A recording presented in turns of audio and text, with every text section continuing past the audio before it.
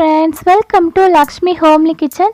இன்னைக்கு நம்மளோட சேனல்ல ரொம்ப சாஃப்ட்டான ஜூஸியான ஒரு ரசமலை ரெசிபி தான் பார்க்க போறோம். ரொம்ப ஈஸியான மெத்தட்ல எப்படி டேஸ்டா செய்யறதுன்றதை வாங்க வீடியோக்குள்ள போய் பார்க்கலாம். வீடியோக்குள்ள போறதுக்கு முன்னாடி சேனலுக்கு புதுசா இருந்தீங்கன்னா மறக்காம சப்ஸ்கிரைப் பண்ணிக்கோங்க. பெல் ஐகானை கிளிக் பண்ணி ஆல் ஆப்ஷனையும் கொடுத்துக்கோங்க. அப்பதான் இனி நான் போடுற வீடியோஸ் எல்லாமே நீங்க உடனே பார்க்கலாம். வாங்க இப்போ நம்ம வீடியோக்குள்ள போலாம். ஃபர்ஸ்ட் நம்ம ரசமலை பண்ணுறதுக்கு பன்னீர் ரெடி பண்ணிக்கணும். அதுக்காக நான் இப்போ 1 லிட்டர் அளவுக்கு திக்கான பால் சேர்த்துருக்கேன். பாக்கெட் பால் தான் நான் எடுத்திருக்கேன். நல்லா ஃப்ரெஷ்ஷான மாட்டுப்பால் கிடச்சா சேர்த்துக்கோங்க, ரொம்பவே டேஸ்ட்டாக இருக்கும். இப்போ நமக்கு பால் பொங்கிடுச்சு. இந்த நேரத்துலேயே நம்ம லெமன் ஜூஸை சேர்த்துக்கலாம். நமக்கு பால் ரொம்ப நேரம் பொங்கணும்லாம் வேண்டாம். கொஞ்சம் கொதி வந்ததுக்கப்புறமாவே லெமன் ஜூஸை சேர்க்க ஆரம்பிச்சிடலாம். இப்போ நம்ம லெமன் ஜூஸை சேர்த்ததுமே நமக்கு பால் திரிய ஆரம்பிச்சிருச்சு. ஒருவேளை நமக்கு ஃபுல்லாக பால் தெரியலன்னா இன்னும் கொஞ்சம் கூட லெமன் ஜூஸை சேர்த்துக்கலாம். இப்போ நான் இதில் இன்னும் கொஞ்சம் லெமன் ஜூஸ் சேர்த்துக்கிறேன். இப்போ நமக்கு நல்லாவே தெரிஞ்சிடும். நான் ஒரு நார்மல் சைஸ் லெமன் ஜூஸ் ஃபுல்லாகவே சேர்த்துருக்கேன். இப்போ நமக்கு பால் தெரிஞ்சிருச்சு. இப்போ நம்ம அடுப்பை ஆஃப் பண்ணிவிட்டு இதை வடிகட்டிக்கலாம். இந்த பன்னீரை வடிகட்டுறதுக்கு நான் ஒரு காட்டன் துணி யூஸ் பண்ணியிருக்கேன். நல்ல காட்டன் துணியில் வடிகட்டிக்கோங்க, அப்போ தான் நமக்கு நல்லா அதோட ஈரம் போகும். இப்போ இந்த மாதிரி ஒரு பாத்திரம் வச்சுட்டு அதுக்கு மேலே ஒரு காட்டன் துணி போட்டுக்கலாம். இதில் நம்ம பன்னீரை ஊற்றிக்கலாம்.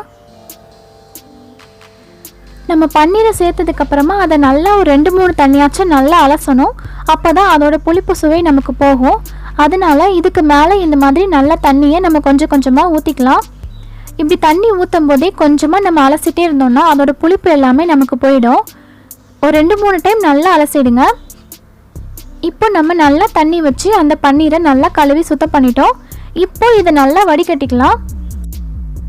இந்த மாதிரி நம்ம நல்லா டைட்டாக இறுக்கி பிணியும் போது அந்த பன்னீரில் இருக்க தண்ணி எல்லாமே போயிடும். நல்லா முடிஞ்ச அளவுக்கு நல்லா அதோட தண்ணி எடுத்துடுங்க. அப்போ தான் நமக்கு பன்னீர் செய்கிறப்போ கரெக்டான பதத்தில் கிடைக்கும். இப்போ நம்ம பன்னீர் ரெடி பண்ணிட்டோம். இதை ஒரு அகலமான பாத்திரத்துக்குள்ள போட்டுக்கலாம். இதை ஃபஸ்ட்டு நம்ம நல்லா ஊற்றி விட்டுக்கலாம். இது நல்லா ஊற்றி விட்டதுக்கப்புறமா நம்ம இதை நல்லா சாஃப்டாகிற அளவுக்கு பிசைஞ்சு எடுத்துக்க போகிறோம். நம்ம இந்த பன்னீரை எந்த அளவுக்கு சாஃப்டாக பிசைகிறோமோ அந்த அளவுக்கு நமக்கு ரொம்ப சாஃப்டான ஜூஸியான ரசமலை கிடைக்கும். அதனால் எந்த அளவுக்கு முடியுமோ நம்ம அந்த அளவுக்கு சாஃப்டாக பிசைஞ்சிக்கலாம். ஒரு 10லேருந்து 15 நிமிஷத்துக்கு நம்ம கண்டிப்பாக பிசைஞ்சிக்கணும்.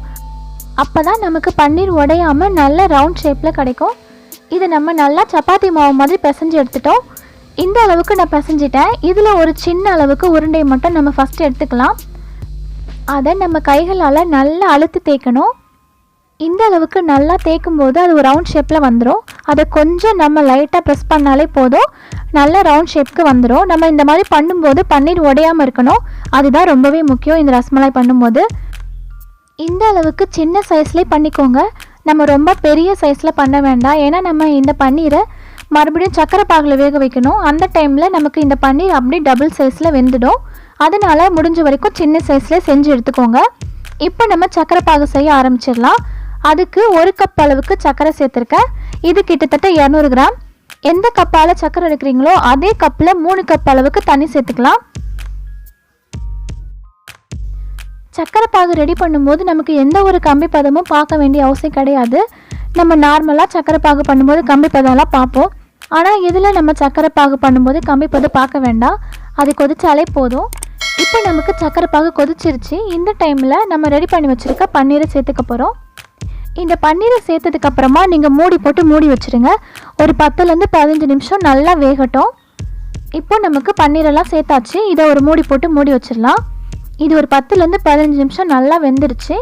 இப்போ பார்த்தீங்கன்னா நம்ம சேர்த்த பன்னீர் நல்லா பெருசாகி நல்லா வெந்துருச்சு. இப்போ நம்ம அடுப்பை ஆஃப் பண்ணிடலாம். இந்த பன்னீர் ஆறட்டும். ஆறினதுக்கப்புறமா தான் நம்ம ரசமலாயில் சேர்க்கணும். அதனால் நான் ஃபஸ்ட்டே பன்னீர் ரெடி பண்ணிட்டேன். இதை நம்ம இப்போ ஆற வச்சிடலாம். இப்போ நம்ம இந்த பன்னீரை சேர்க்குற ரசமலாய் வாங்க எப்படி பண்ணுறதுன்னு பார்க்கலாம். அதுக்கு ஒரு கடாய் எடுத்துக்கலாம். அதில் நான் 1 லிட்டர் அளவுக்கு திக்கான பால் சேர்த்துருக்கேன். இதுவும் பாக்கெட் பால் தான், ஃபுல் க்ரீம் மில்க் தான்.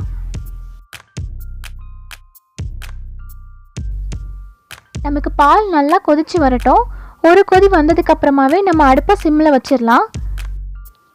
நாம் சேர்த்துருக்க பால் பாதி ஆறு வரைக்கும் நல்லாவே வற்றணும். அப்பப்போ நம்ம பாலை மட்டும் கழுவி விட்டுட்டே இருக்கணும். இப்போ நமக்கு பால் வத்தட்டும். இந்த டைமில் நான் கொஞ்சமாக முந்திரியும் பாதாமும் வச்சுருக்கேன். இதை வந்து மிக்ஸி ஜாரில் அரைச்சி எடுத்துக்கலாம். ரொம்ப பவுட்ரு மாதிரி அரைக்க வேண்டாம். இந்த மாதிரி கொஞ்சம் பரபரன்னு இருக்கிற மாதிரி அரைச்சி எடுத்துக்கோங்க. இப்போ நமக்கு பால் கொஞ்சம் ரெடி ஆகிடுச்சு. இந்த சைடில் வர ஆடை எல்லாமே நம்ம எடுத்து உள்ளே போட்டுடலாம். இதான் நமக்கு இந்த ரெசிபிக்கு நல்ல ஒரு பதத்தை கொடுக்கும். இப்போ நமக்கு பால் கொஞ்சம் ரெடி ஆகிடுச்சு. நம்ம இன்னும் கொஞ்சம் நேரம் வற்ற வச்சிடலாம்.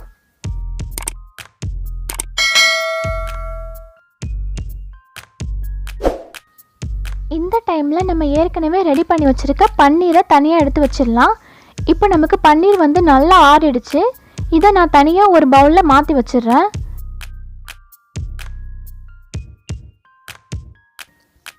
இந்த பன்னீரில் இருக்க தண்ணியை நம்ம கொஞ்சமாக வடிகட்டிக்கலாம். ஏன்னா இந்த பன்னீரில் கொஞ்சம் கூட தண்ணி இருக்கக்கூடாது. அதனால் நம்ம நல்லா வடிகட்டி தனியாக எடுத்து வச்சிடலாம். இப்போ நமக்கு பால் நல்லா வத்திடுச்சு. இந்த டைமில் நம்ம அரைச்சி வச்சுருக்க முந்திரியும் பாதாமையும் சேர்த்துக்கலாம்.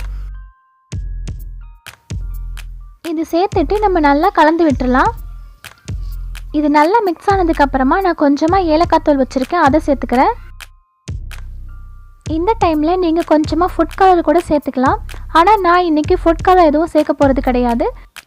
அதுக்கு பதிலாக நான் ஆச்சியோட பாதாம் ட்ரிங்க் மிக்ஸ் வச்சுருக்கேன், இதை சேர்த்துக்க போகிறேன். நம்ம இதை சேர்த்துக்கிட்டாலே போதும், நமக்கு அதோட ஃப்ளேவர் கிடைக்கும், நல்ல கலரும் கிடைக்கும். உங்ககிட்ட குங்குமப்பூ இருந்தால் கூட நீங்கள் கொஞ்சமாக பாலில் கலந்து கூட நம்ம சேர்த்துக்கலாம். நம்மக்கிட்ட குங்குமப்பூலாம் இல்லைனா கூட இந்த மாதிரி பாதாம் ட்ரிங்க் மிக்ஸை சேர்த்துக்கலாம். இதை சேர்க்கும் போது நமக்கு நல்ல ஒரு க்ரீமியான பதமும் கிடைக்கும், நல்ல ஒரு கலரும் கிடைக்கும். அதனால் நமக்கு இது மட்டுமே போதும். நான் ஒரு 10 ரூபாய் பாக்கெட் ஒன்று மட்டும் சேர்த்துருக்கேன். அதுவே இந்த 1 லிட்டர் பாலுக்கு போதுமானதாக கரெக்டாக இருக்கும்.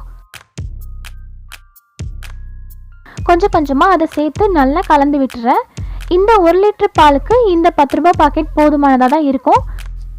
ஏன்னா நமக்கு ரசமலாய் வந்து ரொம்ப திக்காக இருக்கக்கூடாது, ரொம்ப திக்காகவும் இல்லாமல் தண்ணியாகவும் இல்லாமல் கரெக்டான பதத்துக்கு கிடைக்கணும். அதுக்கு ஒரு பாக்கெட் மட்டும் சேர்த்தா போதும். நீங்கள் 2 பாக்கெட் சேர்க்குறதா இருந்தால் நமக்கு ரொம்ப திக்கான பதத்தில் கிடச்சிரும். இப்போ நம்ம ஒரு பாக்கெட் ஃபுல்லாக சேர்த்துட்டோம். இதை நல்லா கலந்து மிக்ஸ் பண்ணியாச்சு. இது நல்லா கொதித்து வந்துட்டுருக்க டைமில் நம்ம ஒரு 1/4 கப் அளவுக்கு சர்க்கரை சேர்த்துருக்கேன். இது ஒரு 100 கிராம் அளவு தான். இந்த அளவுக்கு சர்க்கரை சேர்த்தாலே போதும். உங்களுக்கு ஒரு வேளை சுகர் அதிகமாக வேணும்னா நீங்கள் கொஞ்சம் பார்த்து சேர்த்துக்கோங்க. இப்போ நம்ம சேர்த்துருக்க சர்க்கரை நல்லா கரையட்டும். நம்ம சேர்த்த சர்க்கரை எல்லாமே கரைஞ்சதுக்கப்புறமா அடுப்பை ஆஃப் பண்ணி விட்டுருங்க. அடுப்பை ஆஃப் பண்ணிவிட்டு கொஞ்சம் ஆறுனதுக்கப்புறமாவே நம்ம ரெடி பண்ணி வச்சுருக்க பன்னீரை சேர்த்துக்கலாம்.